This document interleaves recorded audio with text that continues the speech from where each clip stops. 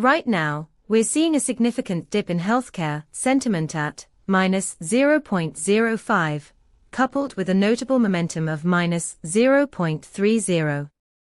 This isn't just noise, it's a stark contrast to the historical baseline. You might want to dig deeper, because this suggests a shift in public perception around healthcare topics. With 20 semantic clusters emerging, you can identify which specific issues are driving this sentiment. Our API returns detailed insights into sentiment trends and their underlying themes, enabling you to pinpoint where the conversation is heading.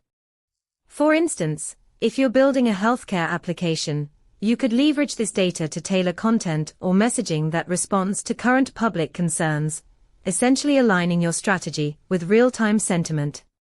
To explore more, head to pulsebit.lojenterprise.com/docs.